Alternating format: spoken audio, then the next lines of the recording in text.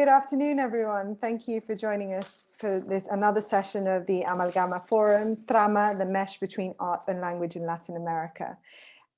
Today, I'm delighted to be joined by Silvana, Juliana Borrea, and the artist Paola Torres Nunez del Prado, sorry. I'm Jane Solomon, Partnerships Director of Amalgama, the non-profit cultural program dedicated to championing the work of women artists from Latin America, Spain, and Portugal. So without further ado, I hand over to Silvana, who will introduce our panelists. Thank you. Thank you for that, Jane, and thank you everybody for joining us for this conversation between Paola Torres Nunez del Prado and Dr. Juliana Borrea as we explore the extension of power in the hierarchy of translation and interpretation. So Paola Torres Nunez del Prado is a transdisciplinary artist and working with a focus on textile assemblages and embroideries. Her work spans across painting, sound, digital media, interactive art, and video. She is also quite recently the recipient of the Artist and Machine Intelligence grants offered by Google Arts and Culture and Google AI. She has worked extensively across Europe, as well as in South America, and some notable exhibitions that she has exhibited in have been the Pixel Festival of Electronic Arts in Bergen, Norway, Mantras del Tiempo, Paseo Galería Lima, Migrant Chronicles, Museum of Contemporary Art Lima, Malmö Museum of Art, Tensta Konstmuseum. Dr. Juliana Borrea is a Madame Curie postdoctoral fellow at the Department of Sociology, University of Essex, and a lecturer in anthropology at the Pontificia Universidad Católica del Perú. She most recently also wrote this book, which was released only this year, Configuring the New Lima Art Scene, an anthropological analysis of Latin American contemporary art, which is available on Routledge. I want to say that I'm super honored and super thankful to have you both exploring the work of Paola, and so happy to have Juliana Borrea with her amazing research. So I'll pass it over to you. Thank you. Thank you. Thank you. Good afternoon. Good morning, everybody. First, thanks to Amalgama, to Silvana, to Daniela, to Jane for the invitation to this event on the assemblages between art and language by looking at the work of splendid Latin American women artists, and on this occasion to the work of Paola Torres Nunez del Prado. I have to say that you have lined up a beautiful program. I really enjoy it. Well, with this invitation, I have had the opportunity to engage more with Paola's compelling work. And in the last weeks, Paola and I have explored together her work. We have developed a very rich conversation, I would say, Paola, across fields. And I hope this allows us for future collaborations. And part of this conversation is what we are going to bring here in the 7 questions and reflections that we will share with you. Paola's work for me, in addition to the artist that I guess she will refer to, for me her work enters in conversation with the work of other women and Peruvian artists like Paloma Alvarez, Shonon Bencho, who combine weaving, singing, and poetry, or to Rocio Gomez, who weave data to create art analysis, or to Ana Teresa Barbosa with her embroidered landscape in the soft sculptures. Paola's soft sculptures include technology as soft, smart sculptures textiles, or better say, intersect different types of technologies. And I think that's the very rich aspect of her work as well, generating other layers of perception and knowledge. Paola's work also talks to me, to my life and to my research, to my interest in Amazonian and Andean art and the different epistemologies, and also to my interest in sensory methodologies and issues of assemblages, connections, interface, issues that we will be exploring today. So let's start. Paola, I would like if you can explain us briefly the beginning of your artistic trajectory, when and how you develop your interest in perception, knowledge, and the senses, and the links of tactile, the visual, and the sound, and in technologies in the plural, of communication and information, How was your work received at early times? And what did you do to find your own way as a woman and as an artist? First of all, hello, and thank you so much for the invitation. I hope I can condense my kind of complex practice in this short time. And of course, this will just serve as an introduction, hoping that the guests will be interested in knowing more about my artistic practice, and to serve as well as entry to Peruvian artists in general, if there's not much known about them, because as you mentioned, the artist that you mentioned, it's true. It goes very well. We could even be talking about a movement not related to textile, and that is not surprising considering the very heavy textile tradition that it's from the area that we are all from, not from the Andean area. So I would say that I started as a painter. I started really young, actually. I would say that what made me change was actually my studies in painting, because I was asked to be, the university that I got into was highly technical, and this required me to sort of go back to zero in a way, and that was a bit hard to deal with. So this sort of being pushed to go into this origin, it made me actually make a shift in my own art, to question painting itself, to question if painting was enough for me, for my interests. And as you can see in the background, I still paint, but I consider everything that I've done and everything that I will probably do as different manifestations of painting. So everything goes around painting, even if it's not very obvious. And I would say that when I made this change, this perceptible change in my own artistic practice, in the aesthetics that I was managing, and also in the content, it was hard. It was very complicated, because I think I started doing things that were too early, but also too dispersed.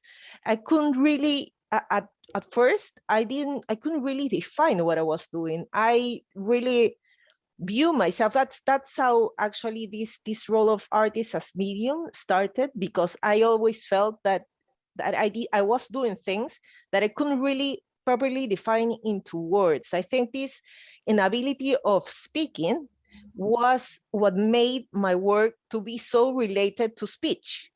So in a way, I wanted my works to talk, and I think that it became very clear with the years passing by, and now they actually talk. So, but in the early works, I would say I have two works that are characteristic. The first one, it was around 2003, which I did a performance in New York. I transferred from this highly technical school to a school in New York, and then I did this performance related to quipus. Now, quipus is, it's also very proper that Cecilia Vicuña would be as well as part of this series of talks, and just immediately after me, because it's related as well with her work in this sense, no? The interest in quipus. So I did this performance that actually I was coding. Well, so I used, that's my first approach to Braille, or to Braille, this tactile method of writing. And I just code with knots, sort of a quipu shape. I coded the word vessel. And I was interested in this word because of the multiplicity of meanings embedded in vessel, but I was started to be interested in information theory, and how me as an artist, I was being a vessel, because I was transporting something as well. I was being something. I was carrying something, even if I didn't fully understood it. So then I passed to this other series of works. Maybe we can show the first picture. That also, the Braille becomes really clear. Yes. So as you can see, this still, it's very, very painting like. This from 2007. What you did is like you touch the actual canvas, and as you can see, these little dots are it's the braille. When you touch it, this process start. It was an interactive work. This is my first interactive piece. You can see this this small webcam, and this would translate, let's say, reinterpret your image into sound. And so people would really understand what was going on, but actually the person that could read the braille, that was usually people that couldn't see, they would be able to access more information than the actual people that was seeing. So actually the person that wasn't seeing could know more about the work and about what was going on, about its meaning, that the person that the person was able to see it. And this is where I started to be really interested in hermeneutics and interpretation and translation and the shaping of information by our senses and tactility as well. So in this early work, you can see what comes after. Yeah. Well, thank you, Paola, because I think that has put us already in the context. Because of that matter of time, we are going to just jump to your main work. And I would like to focus on this main work, in the methods and the concepts. And let's start with Sonified textiles, which needs to be performed, which needs to be touched, to be activated. And this work is based on or reproduces these indigenous textiles of different groups. Textiles that already encode cultural information, aesthetics, that belongs to groups that have different epistemologies, organizations, and importance of the limits and links of the senses, with different types of synesthesia that you also work. Some of these indigenous textiles bring not only perceptions of human beings, but their interrelation and knowledge with non-humans, such as in the Shipibo textiles. And Paola, your work is based on them, approach them, let's say, to this knowledgeable material, which is already a knowledgeable material, and intends to decode this information, to decode these textiles, to open them up through how they open them up through the use of technology. And I think this is fascinating, of your programming as well, making us perceive, and I would say more feel, the complexity of the sensory experience, of the sensory knowledge that this work embodies. But this creates at the same time a new layer of translation that your works embedded in the textile, in your whole new work of decoding, coding, and decoding again. So I wish you can explain more about this work and share with us some images and videos to understand more what I'm referring here. Yeah, so I think at this point it would be interesting to maybe show the Sonified textiles video. Let's see if we can. Yes. Let me just play the video. Yes, sure.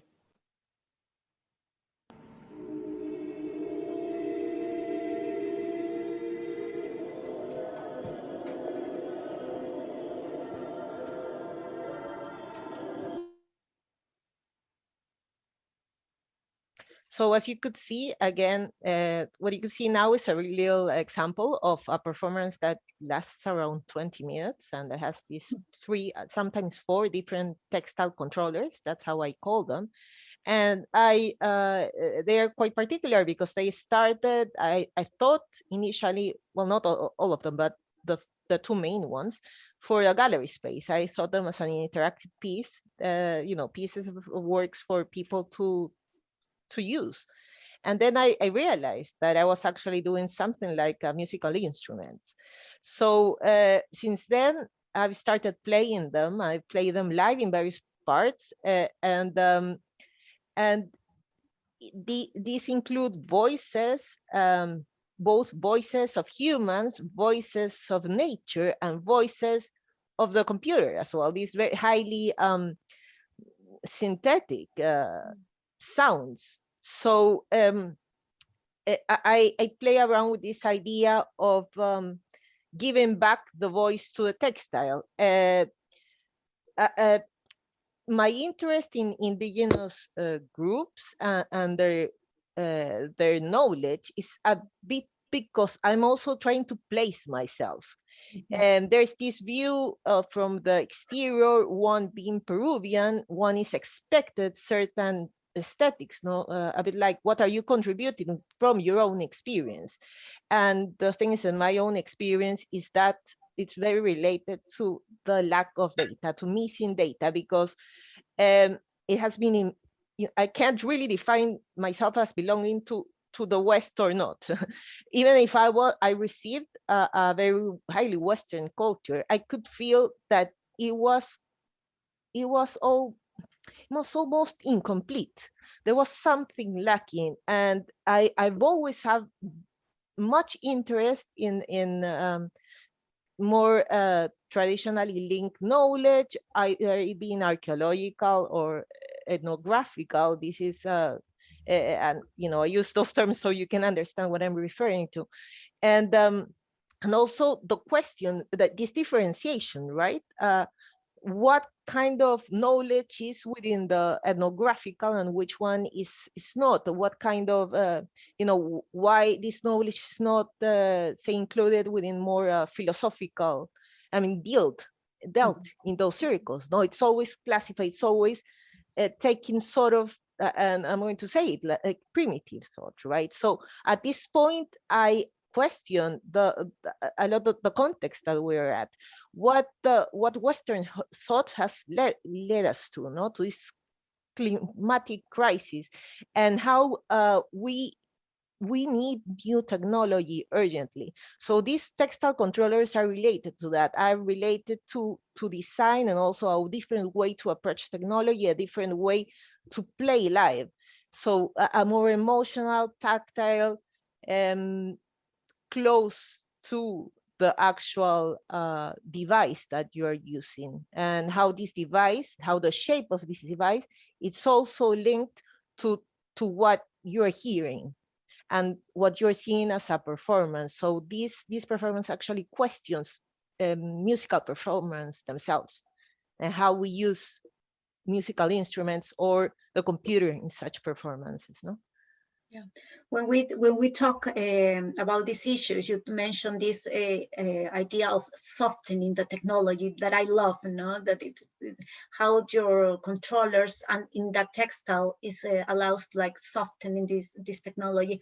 And you talk about right now about that you want to place yourself like as Peruvian, and etc. So my next question is, and also as an anthropologist, I want to ask you about cultural appropriation, because we need to talk about these issues as well. It also concerns me in my own research. So how do you deal with this delicate topic, and how do you position yourself in that? As a Peruvian, it's very strange because one can always show the card that, hey, I'm Peruvian.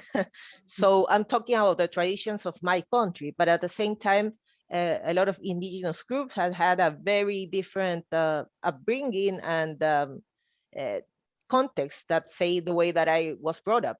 But nowadays that can also be put into discussion, because there's a lot of well, there's a group by now, at least one, but there have been more. But now it's very clear to recognize, because it's rather recent, a group of Chipibo Conibo living in the city, and they have adapted perfectly, and they're as limeños as I am by now.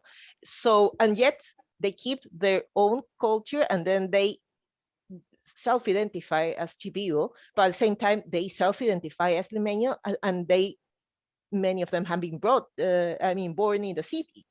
So it's very delicate, these sort of subjects. I've always tried to be as responsible as I could be. I mean, always talking and doing a research and joint research with people that have been involved. I mean, say I work in collaborations.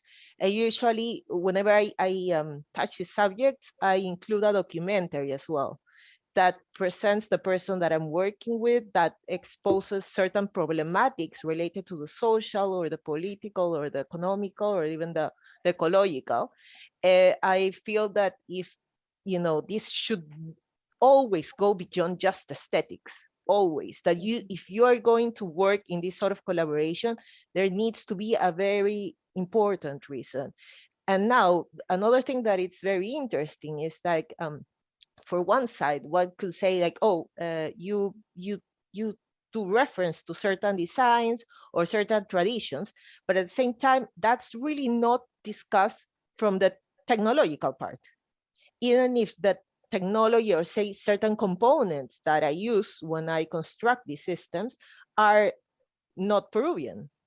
They're not, so, but in that case, it's not really pointed out. It's not, so we can see that also in cultural appropriation, there's a hierarchy, no, that is, it's named like that when the people that you are appropriating from, in a sense, have been, you know, have been either abused or being taken advantage of. And that has been a very serious problem as well, especially with the Shipibo Conibo people.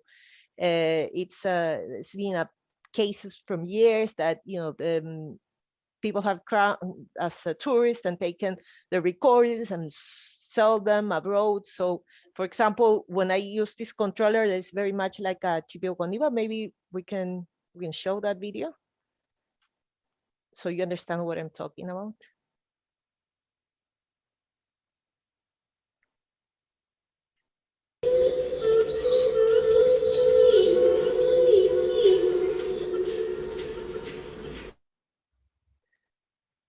So in that textile, when you see it, you immediately think, oh, it's Shipibo Conibo. But actually, upon analyzing more deeply, it has reminiscences. But the actual background now didn't use a Shipibo Conibo design per se, but more this space filling curve that is a mathematical graphic of an equation that actually tries to explain what is the most efficient method to cover space symmetrically. And this is very similar to what they do. So in that way, I want to sort of connect types of thought that initially are taken as very different. So I play with the idea that, you know, beyond culture, the mind is one and the same, and the human mind is one and the same.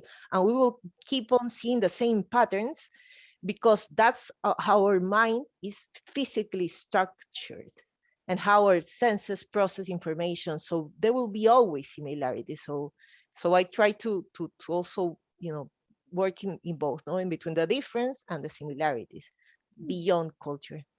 Yeah, we will touch upon those issues about structure and pattern and mathematics a little bit later to go deeper into those. But yes, as you say, it's more than just aesthetics. When we go into this domain, it's about always aesthetics and ethics. And I think that collaboration and also these little videos that you do when you go and you present in your exhibitions, it's a way of bringing the knowledge. Well, thank you, Paola. And I would say that you mentioned this a little bit before, but your work is not only about then weaving data and translating sensory knowledge, but it's also about missing data that you mentioned it in the sense of what we don't know, no? Or also what we repressed from our knowledge, or just that we don't want to use it in a specific context. And this leads us to issues of power, issues of migration and discrimination. And that is also embedded in your work, in some of your work, which speaks to many people and also speaks to us as migrants. So what does it mean? What does it feel to migrate to places with different cultures and mainly to these more powerful places in terms, for instance, of language? And you have this very powerful work, Wiping, which deal with these issues. And I would like you to expand a little bit more about this work that brings together power, migration, and discrimination. This series, I call them wipes or wipes. And actually they started in a way as, how can I explain? I got inspired in a way from the work of Sheila Hicks, and how she was referencing Andean textiles and aesthetics, and she has such beautiful work that I love. But at the same time, I felt that in the process that she used, all of the tradition, all of the myth, all of the histories between that were inherent, like part of this tradition of textiles, these Andean textiles, they were lost. So in a way, they were silenced through aesthetics. So I played with this idea of, I started sort of referencing her aesthetics, and then it took shape on its own. And they are called wipes because in Peru there's this particular, sometimes when they clean the glasses, the windows of the car, they use this compressed textiles that are part of many textiles that are kind of thick, and they are sewn together. And I haven't seen this anywhere else, and I kind of love them. I like them so much. So they are directly referenced to these ones, to this text. I had one, I should have shown it to you. But so it's like this idea of cleaning and using art to clean maybe to clean off a certain problematic that is going on. And this is related again to my experience as a migrant, but not as I can't say that I relate to this. I mean, my migrant experience is not related to that of necessarily rejection or feeling alienated from my recipient culture, but more like the gaze of the other upon me, and how the other was first of all defined as another by themselves, and also that was expecting a certain discourse and certain aesthetics from me. So at first it was, and I think this happened both, like maybe when I was living in New York, it was more, it came more from inside, in the sense that I started the New York context started and made me miss Peru. And now that I'm in Sweden, I think it was different, in the sense that before being allowed to miss it, I felt this pressure of being like, okay, what are you? And well, obviously you came from this area, then you should be talking about certain things, and you should be talking about your experience as a migrant and how you probably are not having such a great time. So before actually allowing me not to have the good time, I was told, I was expected this. I was kind of, and I think this is shared among many groups, not this sort of expected this enjoyment of, or not enjoyment, but more interest in the others' suffering, let's say, as sort of making it more complex, the experience, and actually it flattens it completely. Because even if there could be a component of that for some or everyone, depends on the society, of course, how open it is.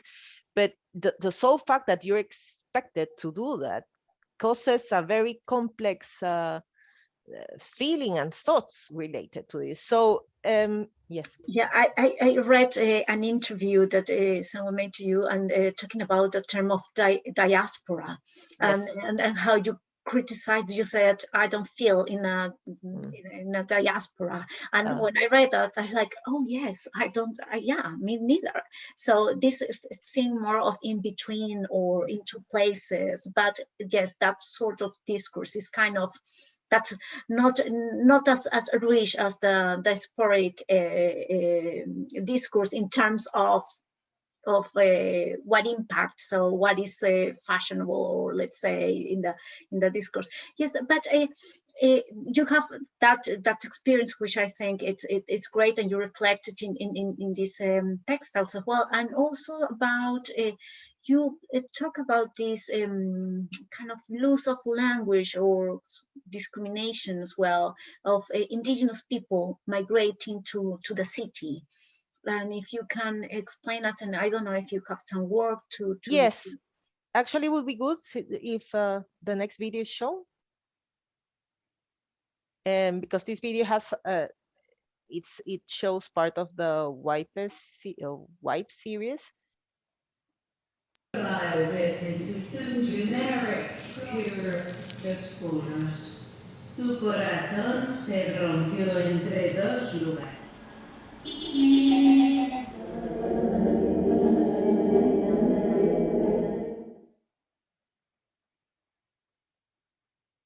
So yes, the first video that you saw is it's called it's part of a series called SS Wipes that is very much related to my own experience here in Sweden. Very much, you know, just being quite open with this experience that I had of having this pressure, you know, to share and almost complain, let's say. Not that I don't complain, but but it is sort of what I was expected from me. No, okay, you must be having a bad time, or something like that. No, and and then the second one is more related to migration within Peru, from the Andes to the capital, and I sort of made a parallel, no, in between these like migration, like inner migration, and which is strange even to talk about it, no, because it's within the same country. Exactly. Why is there this difference? Why is it so similar? Exactly. To go beyond your border? I mean, what is going on in Peru? Exactly. So we to I mean, and this is now in the political milieu, that is where we can see this problematic just appearing, well, for some, all of a sudden, but it has always been there. And in that case, this piece is a migrant from the Andes to Lima. She was a native Quechua speaker, and then when she went to Lima, she was mocked out of speaking Quechua, and then she learned how to speak Spanish, and she always had a very strong accent, so they were sort of making fun of her. She worked as a cleaning lady. That's why when you touch the upper layers of the textile, she says like, yes, sir, yes, ma'am. And when you go inside, you start going more into her own personal experiences. And there's some phrases related to that. And when you go deep into textile, she starts speaking in Quechua. Oh. Okay, so they have also this layering. Yes, all of them. Exploring, yes. That's great. Well, Paola, let's move on to other series of work that includes the work that has circulated promoting this event, this work of part of your project, Corrupted Structures. And in this work, you include part as well of the indigenous textiles with their composition, aesthetics, knowledge that we have already talked about. And there is this disruption of the thread of the weaving, which in relation to the first set of works, we could think about that can be the opening of the code as well. But this work is more about disrupting the weaving, and it deals with the political situation, I would say, with a crisis and with a capitalist extractivism, I think, that impacts the life, the lands, the indigenous people. And through the use of programming, thank you. And through the use of programming, you map this disruption and embed it in your textiles, in the textiles, allowing us to see this tension and these paradoxes as well that I write about this in my text. And I find here another point of connection. For one side, on the promotion of the cultural, of indigenous art, and on the other side, and at the same time, of the capitalist destruction. And so can you explain us more the work in corrupted structures and how you make them? Now maybe it's a good time to talk about the presence of glitch, or the reference to glitch art that is, as you can see, in most of my work, including the Sonified textiles, because I use this sort of error sound like, or what we associate with errors or distortions. And the same as the ones before, that it has ripped textiles. So in the other ones, in this in this painting, when I rip the textile, I sort of do a reference to the actual process of glitching through extracting data from, say, an image, no, or a sound file that you actually extract, you know, a line of code, let's say. So in this sense, I'm extracting a thread. And I work with this also this these parallels in between the screen or pixels with the grid embedded in textiles. So in this case, in the case of this work and this series, I call them corrupted structures because in a way I was visually, in some of this also structurally corrupting these designs. In the case of this series, this is like a 3-part series, and it's very much like an experiment within the natural sciences, in the sense that I applied 3 different techniques of let's say glitching, although it wasn't really related to error. It was actually in these 3 of them. What I've done is I've visualized sound, and then I've mapped sort of like a texture that covers this the structure that visualizes that is the visualization of this sound. Also imagine like a textile over this structure. And I used different methodologies. In the case of the previous textile, it was I used code. It was the most, how can I say, like a structurally isomorphic. I did a 3D structure, you know, like mapping one point to, let's say if the sound was louder, then it would go high, like it would have more distance from the center, let's say. Mm-hmm. So what I did there is actually use the sound of a mine, a mine in the making. So they were using TNT, I think, and then they were exploding the terrain. And I used the sound of the explosion. And what it proved to me, this sort of experiment, or this straightforward experiment, was that actually you could transfer information from one medium to the other if you correctly manage the system that does this translation, and if you manage to create a system that does keep certain isomorphisms. So this piece is particularly curious to me because I did in 2015, and later on in the area, Chinchero is an area near Cusco, near Machu Picchu as well. It's highly touristic, but they keep these very strong textile traditions, also because of the tourists. But these textiles still have symbols that are pre-Columbian and that are shared actually I mean, you can find some of the symbols all throughout the Americas. And so now there's this discussion actually has started, the building of an airport very nearby. So they started actually putting, exploding the land. And this started after I did this piece. So I found really curious how in a way, it started happening to what I did. Yeah, but you were already exploring the explosion with mines and the issue of land and crisis and all that. And of course, there are going to be other projects in the same neoliberal project, the airports, mines, and more things of this. So yes, now that you bring this issue about passing information and about coding. So along our conversation, we have seen that technological devices, and also mathematics, patterns, codes, linguistic, let's say, structure, are central in your work, in your analysis.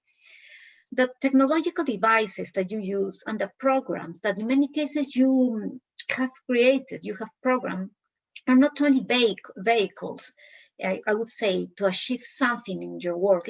They are not just a channel tool, but they are part of your work itself.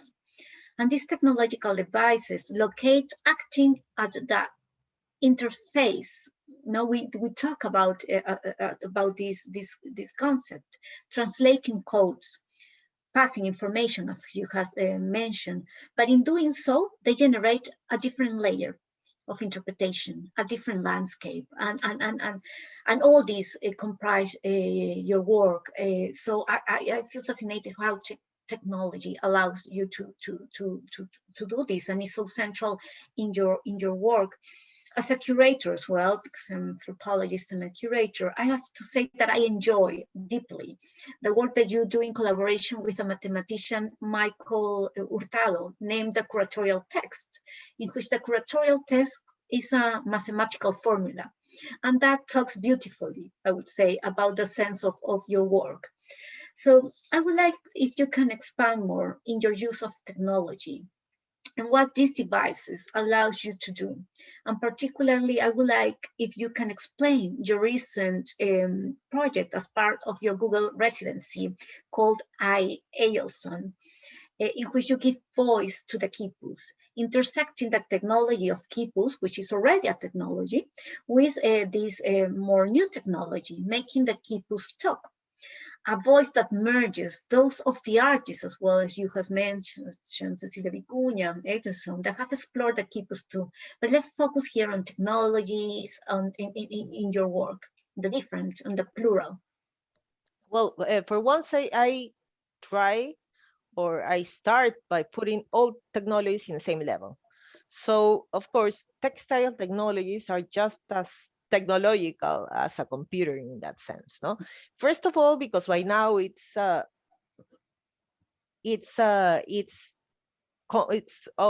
kind of popular within the arts to sort of go back to the origins of the computer and how it's so intimately related to textile because of the jacquard loom, but also because of the first type of memories, that say this one called rope memory that was used in the Apollo missions, and these were actually woven.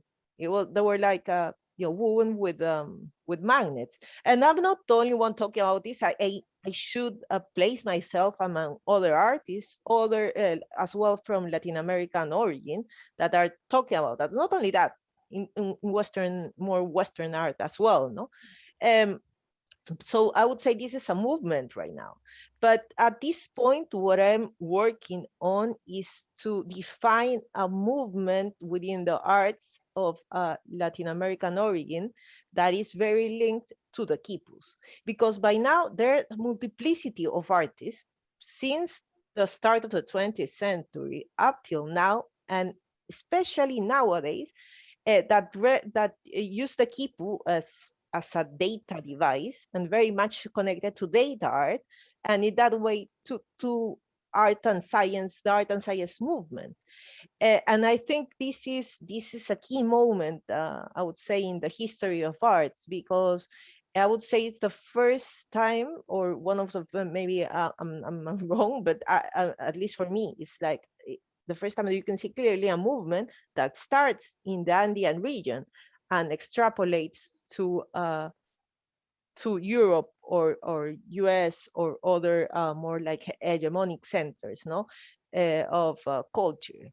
And I think it's interesting as well how, depending on how close you are to these centers, the history will be written in one way or another. And I think that it's also a very important moment to sort of recognize that the history of technology and the arts is not linear. And we can't really say like, first A, then B, then C, then E. And maybe when you hear it, you're like, yeah, of course, we don't know. But the fact is that in like educational centers in a university, let's say, when you are learning about this, it's presented as such still. And these other type of technologies and the origins and the non-Western origins of the technologies that we use now are not being mentioned, starting from the mathematics that made possible the computer, that are from the Middle East, that are of Persian origin. And that, again, we know it, but it's not mentioned as such. No, how actually these technologies that we have now are a product of world knowledge. So I think a lot of these works do reference to that. Maybe you can see the last video of Ailson to finish.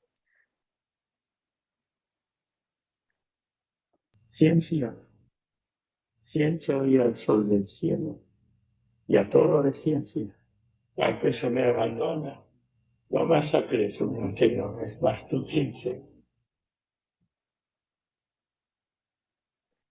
So yes, yes, Maria Fe, I currently am working to define this as a new movement. Well, not new, but it's actually an old movement that could be maybe 100 years old that hasn't never been defined as such.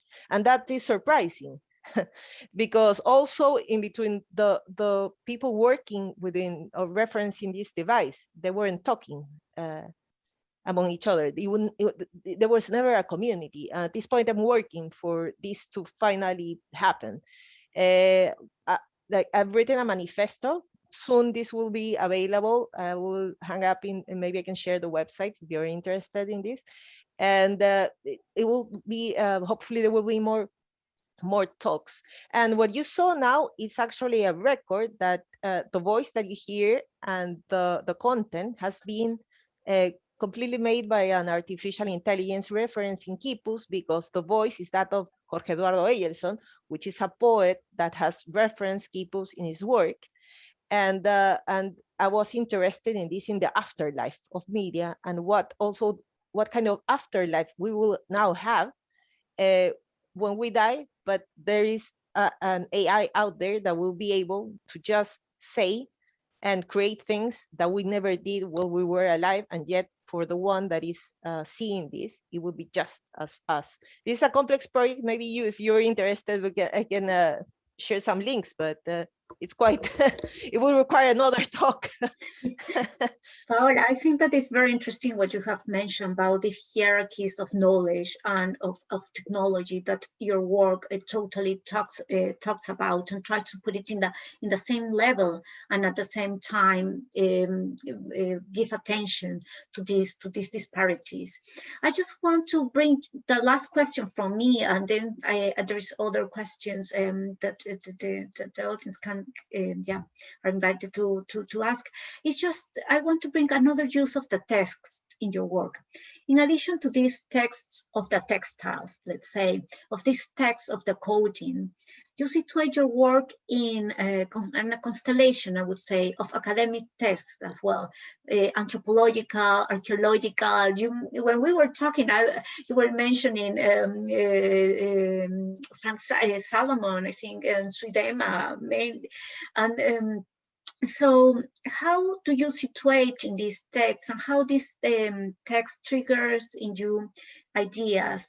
But that would be a kind of a question. And also your own practice has to do as well with written text. Somehow you process the information, you reflect on what you are doing through this.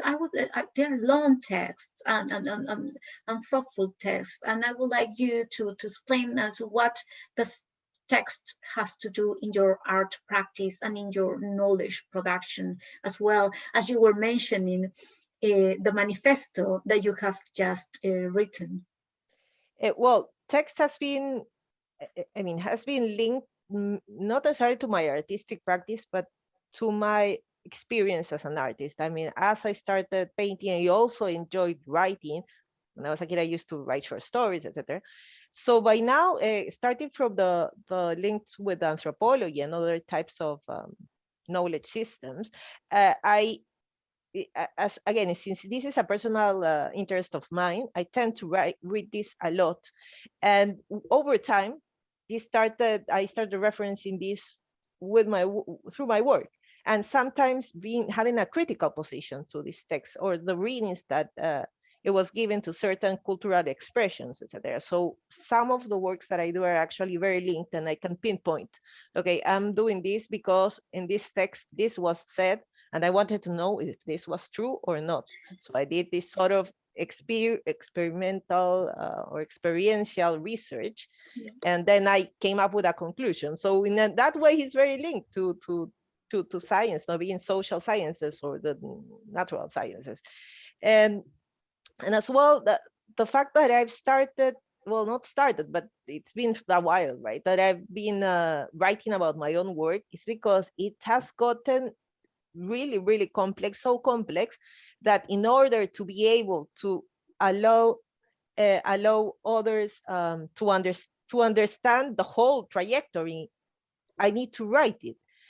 And of course, this causes conflict in me because I wish it would be enough to just be confronted to the work.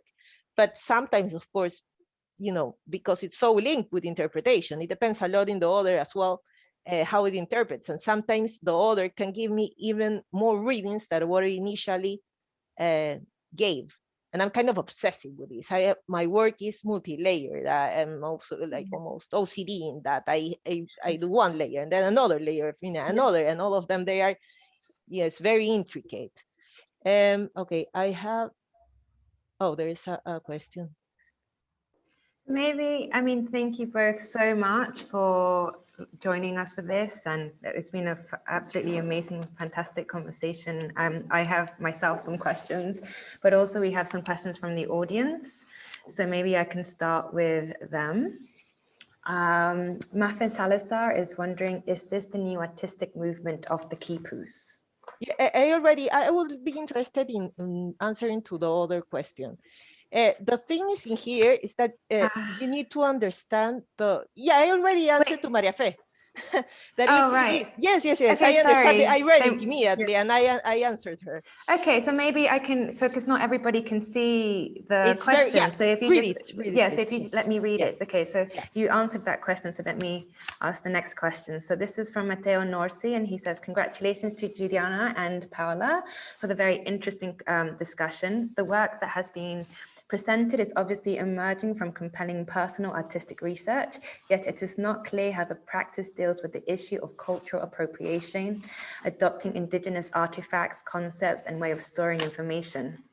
What, if anything, goes back to benefit the local communities many of these knowledges come from? This is an issue that is common to many contemporary artists. Ernesto Neta's work is spectacular, for example. Isn't it time to let indigenous artists represent their own cultural views in the contemporary art setting? Yeah, I think this is really important because, as Juliana knows, indigenous artists are doing that. I'm not interested in competing with them. I'm more interested in defining my own experience related to my own indigenous past, and an indigenous past that has been silenced. So I identify as well with this silencing. Again, please don't force me to self-identify myself as Western, because I am not fully Western. I have both sides. My culture is both sides as well, as an output of this mix. So what I'm doing is hybrid artifacts. So I am doing both things.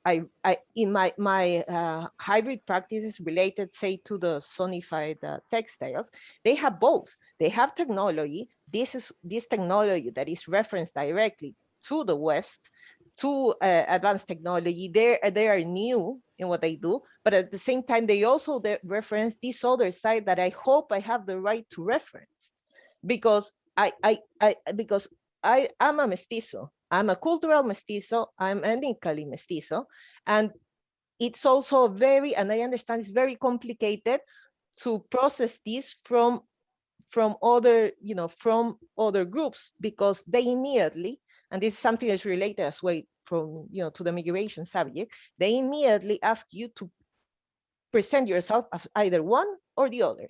So either you're a Westerner or you are not.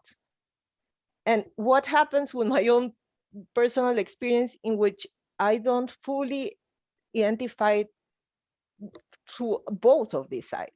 What is this mysterious experience? Now, we need to have it very clear that traditionally mestizo culture has been more inclined to sort of have an idealization of European culture and have served to sort of impose a system, or basically a caste system, and these sort of power structures. But by now, what I'm doing is actually putting indigenous thought above in these pieces without denying the other side. And I think that's quite, no, go ahead, Juliana.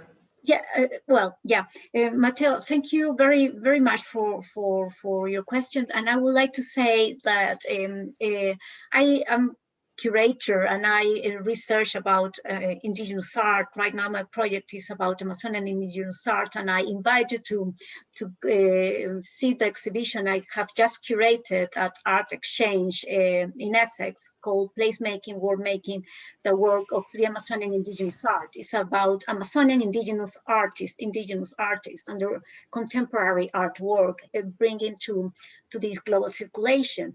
And they are already doing this, and it's a fascinating work, and I really invite you to look at the website. But at the same time, I'm fascinated with Paola's work, because I think it brings another, I won't say, as she says, it's not more or less, it's just another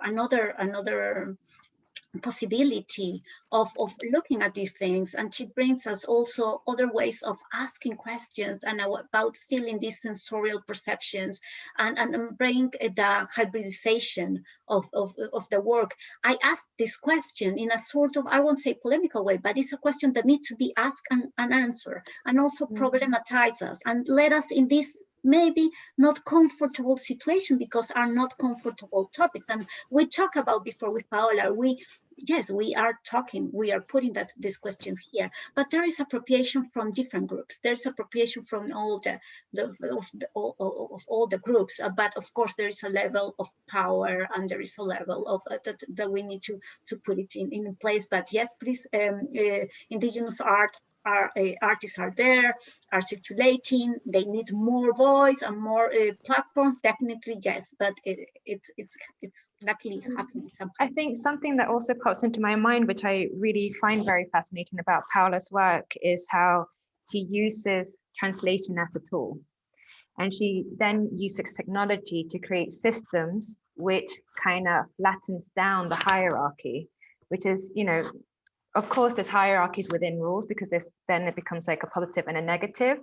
But nonetheless, she has all of these information systems, and she creates a new system for them to be able to converse.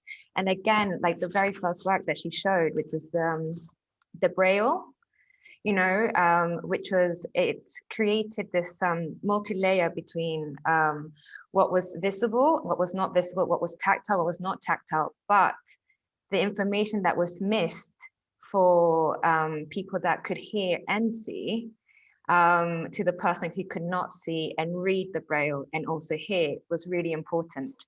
So that's something also that I very much enjoy about, you know, this idea of having multiple information systems, but flattening that also to create new systems. Yes, thank you for that question. I hope I didn't sound aggressive, but I was kind of willful. I wanted to willfully and truthfully answer it, because I have it. I constantly ask it myself, you know, how ethical. I mean, also, I'm self-defining through these works. I'm finding myself through these works. Again, asking this question, where do I belong? Where am I supposed to belong?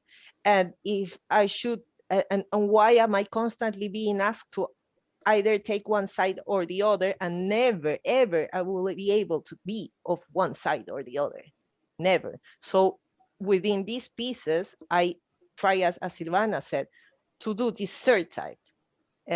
This third possibility in which hopefully hierarchies wouldn't exist. Of course, this is utopian, this is a dream, but I like to dream.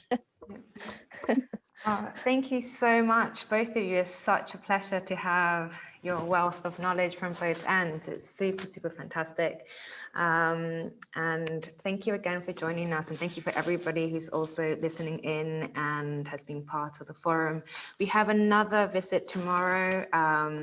Sadly, Cecilia Vicuña, we've had to reschedule due to unforeseen circumstances, but we hope to be able to reschedule within the next couple of weeks. Thank you again, and yeah, just log into the website and keep on top of all the different forums that we're doing. And yeah, thank you so much, and don't forget to donate also.